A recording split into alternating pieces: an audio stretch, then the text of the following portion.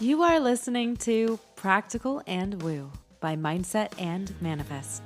My name is Eden, and I invite you to embark on a journey with me to explore the practical and spiritual edges of the unknown for the purpose of allowing you to embody and empower yourself uniquely as you are and to intentionally create and live a life of freedom and fulfillment.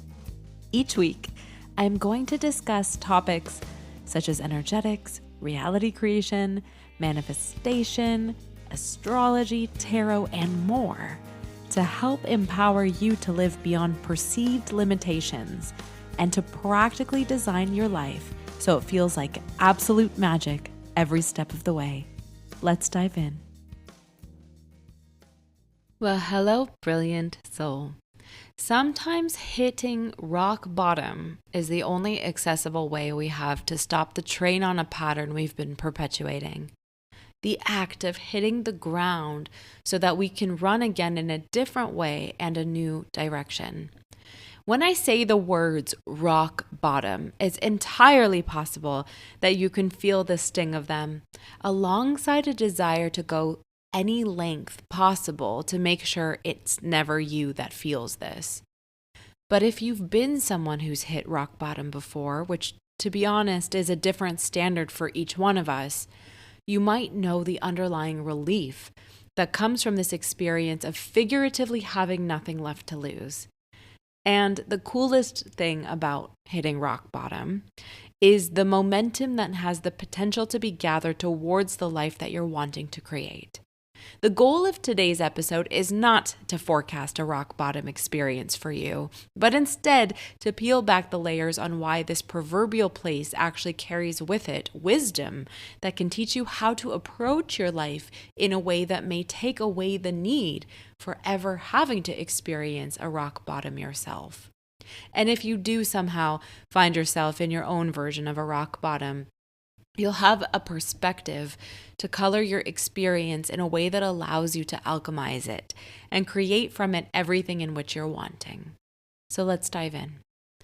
Most people stand inside their hardest chapters and believe that the story ends right there, right then. They think the pressure they're feeling is the end of their potential, rather than the concentration of it. They imagine that the heaviness that sits on their chest is evidence that something has gone terribly wrong and can never improve, rather than a sign that something is about to crack open and let the light shine through. And because these mechanics are reduced to a single lens, it's no wonder people resist when they feel the walls of their reality caving in on them. People naturally and instinctually resist contraction and discomfort. And in many ways, they also resist the acceleration that is quietly building behind the scenes after hitting bottom. What if the truth about rock bottom is that it's the exact moment your trajectory is ultimately changed? What if the sensation of hitting the lowest point of an experience is not about the collapse itself, but about the velocity it's preparing for you?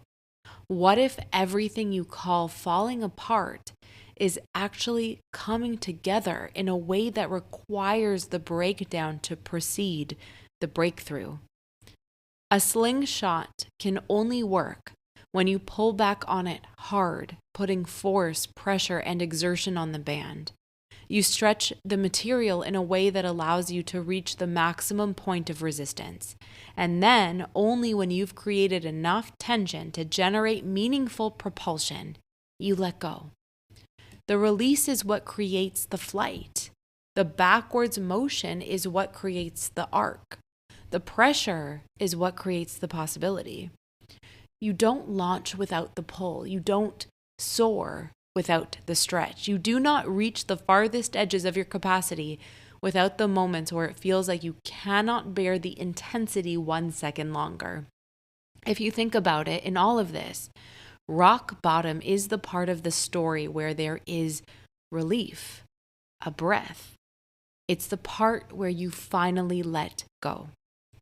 People often talk about rock bottom as if it's a moral failure, as if only people who were careless or unlucky end up there. But rock bottom isn't an indictment on your intelligence or your integrity. Rock bottom is simply the moment when the conditions of your life can no longer sustain the version of you that is trying to emerge through resistance or pattern repetition. It's the moment when the universe stops allowing you to fit into spaces you've outgrown. You don't arrive at rock bottom because you did something wrong.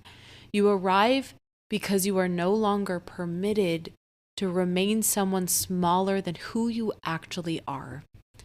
When you hit the lowest point, you often feel stripped. And in that rawness and vulnerability, you are also invited to strip away all of the stories that keep you confined and comfortable, but also feeling unfulfilled. There's a nakedness to that moment that many people find terrifying. You stand there with the rubble of your previous life at your feet, and your mind wants to call it devastation. But if you pause and tune into the energetic quality of that moment, something else is possible. You realize you've been emptied, and emptiness is not a void. It's space, it's capacity. It means there's room for something new to take form. When everything you relied on crumbles, you no longer have the luxury to pretend. You no longer have the bandwidth for what feels inauthentic. You no longer have a tolerance to carry relationships, identities, or life structures that previously or continue to drain you. And because of that, there is the potential for you to see yourself with new eyes and to notice and deeply recognize the patterns that have been holding you back. Perhaps you start to catch the ways you shrank yourself or abandoned yourself. Clarity can emerge here in this space, and it can feel almost surgical in a way. It's revealing you all of the years that you've spent saying, "I'm fine," when you weren't. When life draws you backwards into yourself, like the pull of a slingshot, it brings you face to face with everything that was interrupting your trajectory. Leveling up through moments that pressed you into your deepest honesty, the places where you finally admit to yourself that you can't live like this anymore and mean it with every fiber of who you are. There's a spiritual law behind all of this. Momentum gathers where energy concentrates. When your life collapses into a singular point of pressure, all of your energy, attention, and power converge, forced into this epicenter of your truth. And from there, the only possible direction is forward. Not because you should, not because you have to, because it's the only way to go once you finally surrender. When faced with the pressure of rock bottom, the first thing we want to know is how to get out of it. And the answer is as simple as it sounds. It's to let go and stop resisting the pull, to stop trying to save the version of yourself that you've outgrown, and to quit negotiating with the identity that's falling away. You allow yourself to be where you are. You allow the contraction to do its job. You allow the pressure to shape you, and then you allow the truth to reveal itself, as well as your next steps. The moment you stop trying to control the narrative is the moment you allow your trajectory to take its natural path. When you allow your pull to complete, propulsion is inevitable. You don't have to force it or strategize or micromanage this. You simply rise because the energy you've been gathering has nowhere else to go. You rise because the contraction has completed its arc, and because expansion is a natural consequence of your willingness to fully feel what you are asked to face. Hitting rock bottom carries with it another secret treasure, because it's also where you are given the landscape to develop a new kind of relationship with your own resilience. A place that softens you to understand that the parts of you that felt too fragile to carry were actually the exact parts designed to guide you towards your dreams. Rock bottom reveals the truth of your inner architecture. It shows you what you are made of. It reminds you that you are far more powerful than your old stories ever allowed you to believe.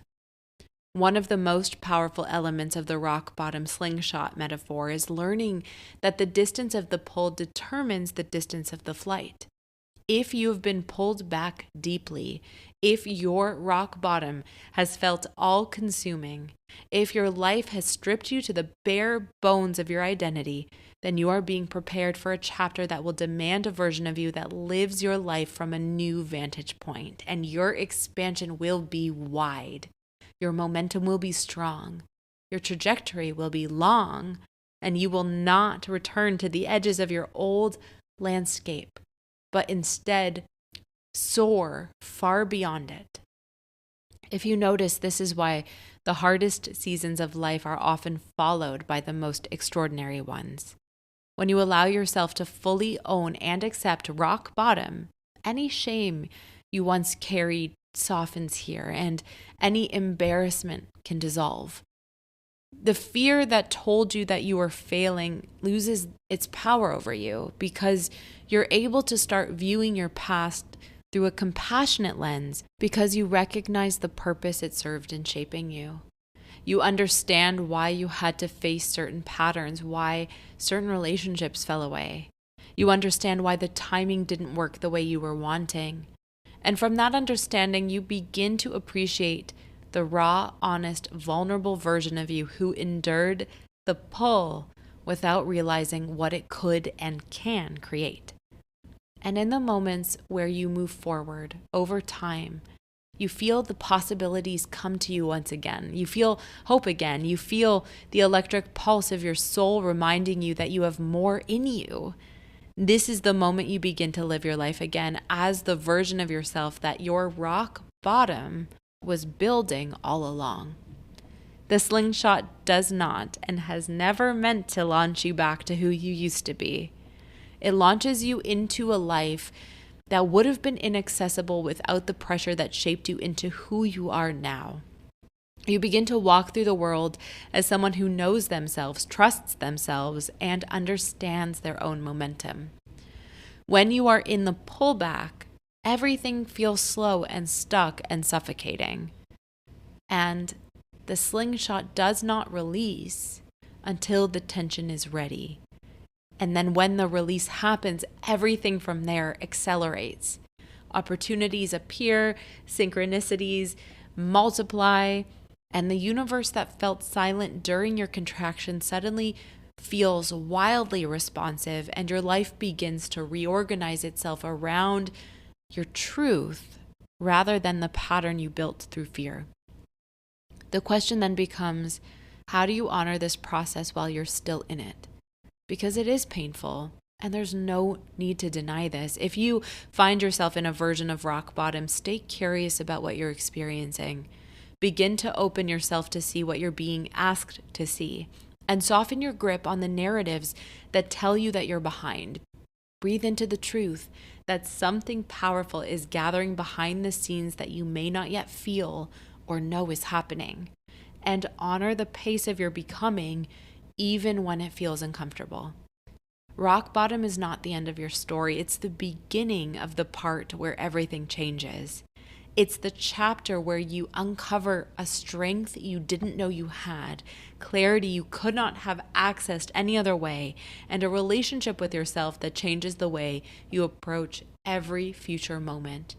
This is where you become unshakable. Your dreams were never out of reach. They've never been out of reach. You simply had to be pulled back far enough to take off with the force they require. So if you're finding yourself in that space right now, if your life is feeling heavy, compressed, tense, stripped bare, remember this truth. You are standing at the beginning of your acceleration. The slingshot is gathering your power, and the pullback is shaping your trajectory. And when the moment arrives, and you finally let go, you will discover that you were never stuck. At least in hindsight, not for long. Until next time.